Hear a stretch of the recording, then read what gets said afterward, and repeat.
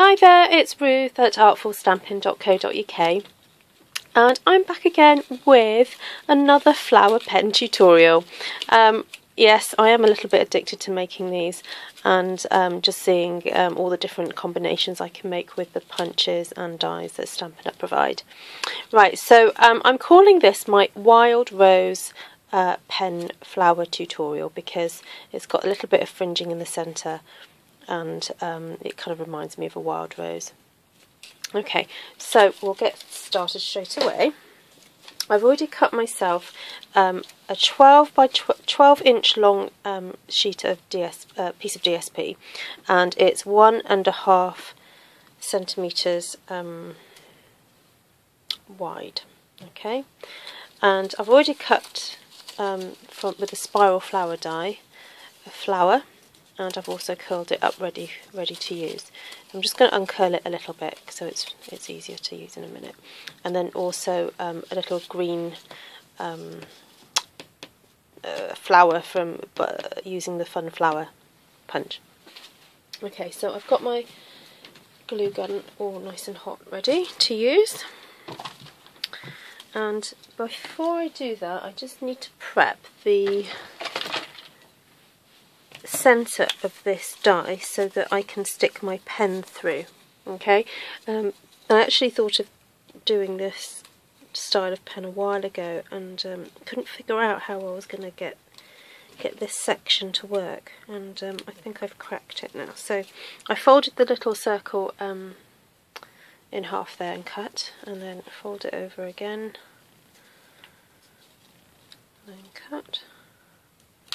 Sorry, the lighting's a little bit harsh because I'm doing this at night time and I'm using artificial lighting. Okay, and it's the same with this flower. Fold it in half and cut, and fold it in half and cut. Now I'm actually using some retired DSP, designer series paper, but you can use anything really as long as it's a good weight. I find the Stampin' Up! Paper is a really lovely weight. It's not too thick or too thin for this. And it seems to hold the shape really well, and also because it's double-sided, it looks pretty whatever angle you kind of find it at. Okay, so similar to other flowers, you just put a little bit of hot glue around the pen at the end there, and then you pop the fringing on and carefully wrap that round. I did actually burn myself very nicely on hot glue gun the other evening, and that's not the reason for this plaster. This plaster's for another reason. I caught my thumb in something and took a nice little bit of skin out of my thumb. Anyway, you don't want to hear about that. So I'm just rolling up the...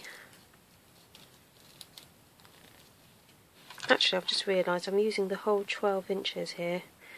The other flowers just had 6 inches. But I'm going to go with it because I think it looks nice. Looks really nice and full, doesn't it? Okay. So then, you bring over the spiral flower and you sort of grab the end ready to use. Pop a little bit of glue on there. And then put the spiral flower on so that the bottom of it meets the bottom of the fringing, and then you start curling this round and round. And yes, it will want to do its own thing, but don't worry. Okay, so then when you get about halfway, you need to put the point of the pen through the cross that you cut earlier, and then just start twisting the flower up, okay, until you're happy with it.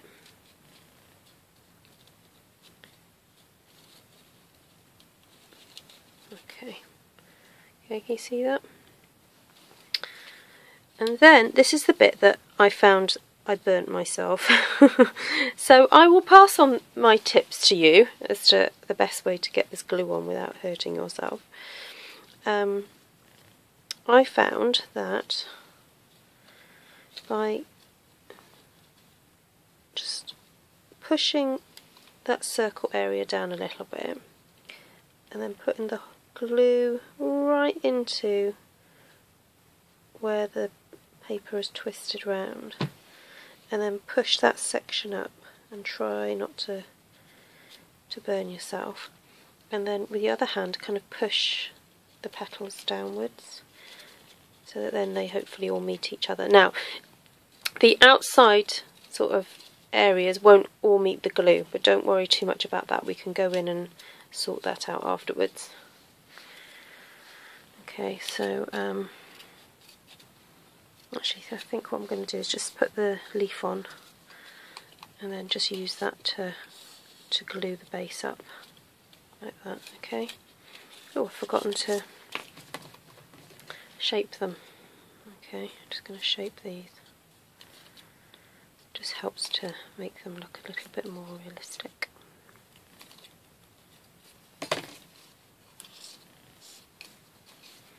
Okay, now I'm going to just pop a little bit of glue into this section here that hasn't been stuck down yet, and up through here, and then round the base there. And then push that down.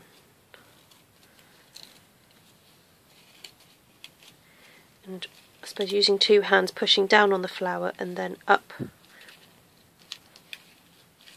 onto the sort of the leaves. Just get it to stick.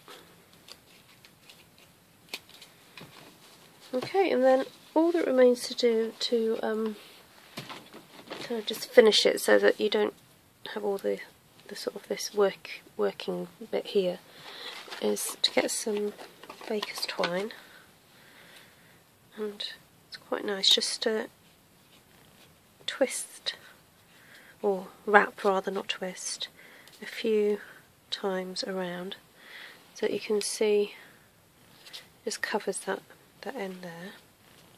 Just give that a cut. And just tie a bow. And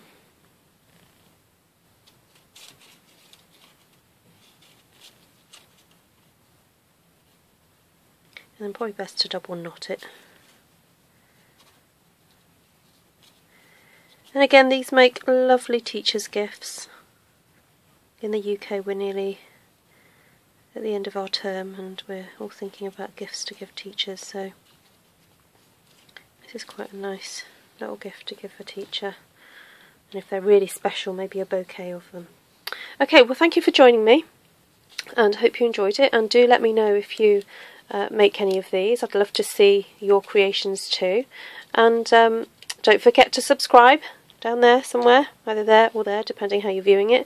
And do follow me on Facebook as well. If you look up Artful Stampin on Facebook, you'll get to see my latest events and classes and so on, and just general inspiration that I post up there. Anyway, thank you for joining me, and see you again soon. Bye!